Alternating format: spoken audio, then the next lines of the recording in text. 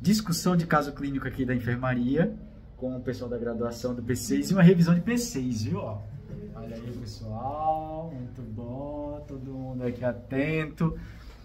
Porque foi o seguinte, né? Vamos falar só dessa última, a gente pode até trazer depois a primeira também para poder fazer uma discussão. Mas essa senhora de 80 anos de idade, com um tabagismo pesado, uma história bem pesada de tabagismo, internou por um quadro típico de insuficiência cardíaca a princípio. Dispneia paroxística noturna, ortopneia, edema de membros inferiores, um pouquinho de congestão como um todo. E aí, o interessante mesmo aqui é a gente ver o exame complementar, porque entendam, um quadro de dispneia pode ser da pneumo, pode ser da pneumo, DPOC, tabagismo de longa data, pode ser da cardio, pode. E vocês têm que lembrar, inclusive, que um paciente que tem, por exemplo, DPOC tabagista de longa data, faz aterosclerose. A aterosclerose entope a artéria da coronária. Entupindo a artéria coronária, o que acontece? Infarta. E a principal causa etiológica de insuficiência cardíaca no mundo é doença isquêmica. Perfeito, todo mundo afiado. Mas olha só a sua paciente. Olha o scout. Percebam vocês como a gente tem aqui, ó, o tamanho do pulmão, principalmente nos ápices pulmonares bem aumentados. Olha como ela é magrinha, olha o tamanho do fígado, bem pequenininho, olha a área cardíaca grande também.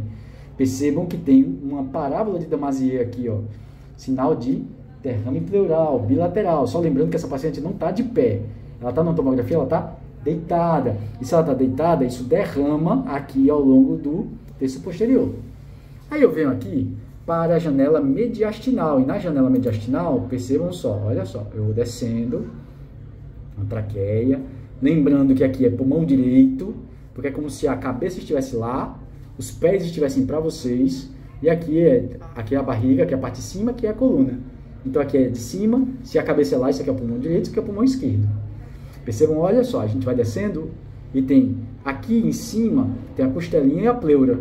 Aqui embaixo tem a costela e tem um espaço aqui, preto, escuro. E nessa de ter um espaço escuro, aqui. E nessa de ter um negocinho mais escuro, isso é derrame pleural. Estão vendo aqui o derrame pleural? Ó, bilateral.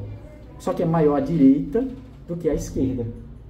Aí a gente vai descendo um pouquinho mais, um pouquinho mais, um pouquinho mais. Aqui é o arco aórtico.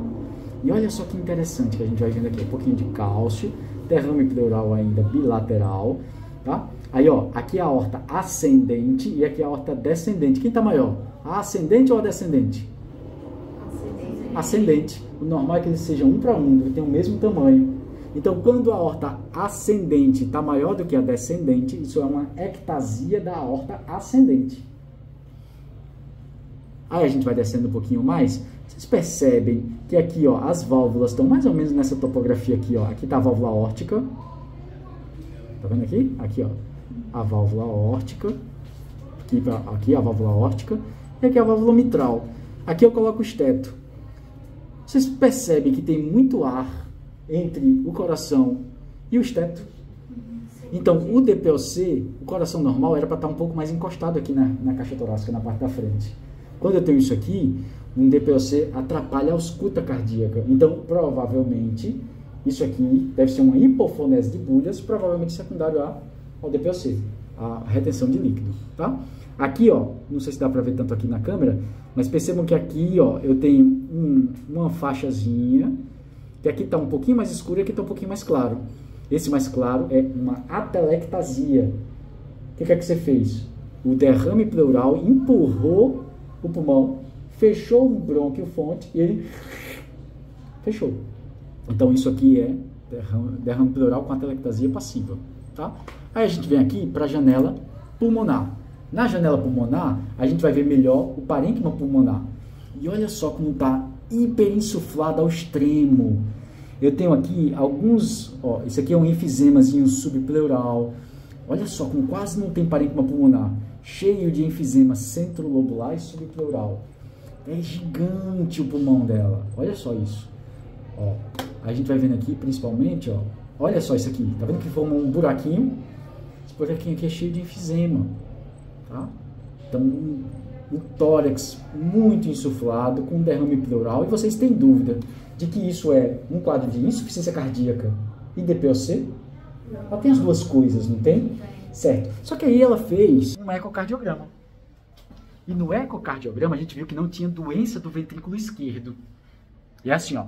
Um paciente que tem insuficiência ventricular direita, isso provavelmente veio de uma insuficiência ventricular esquerda. Porque a disfunção do ventrículo esquerdo aumentou a pressão, que aumentou a pressão do átrio, que aumentou a pressão do pulmão, que aumentou a pressão do ventrículo direito, que aumentou a pressão do átrio direito, que fez a disfunção do VD.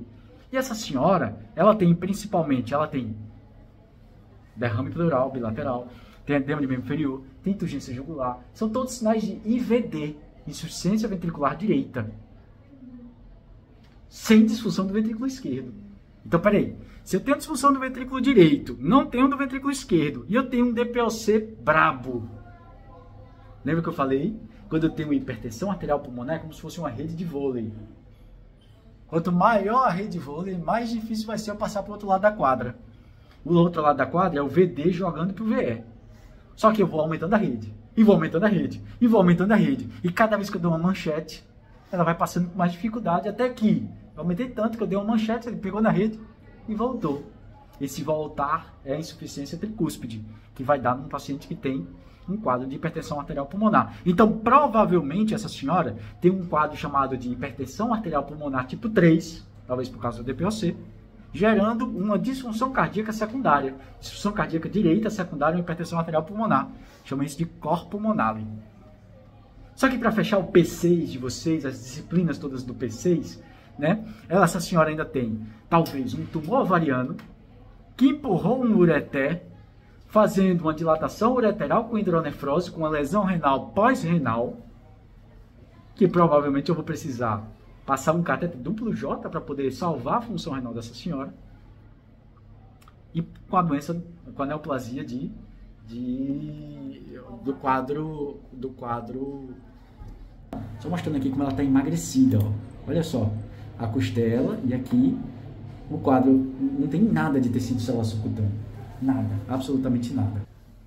Então, um caso muito interessante para a gente discutir, né?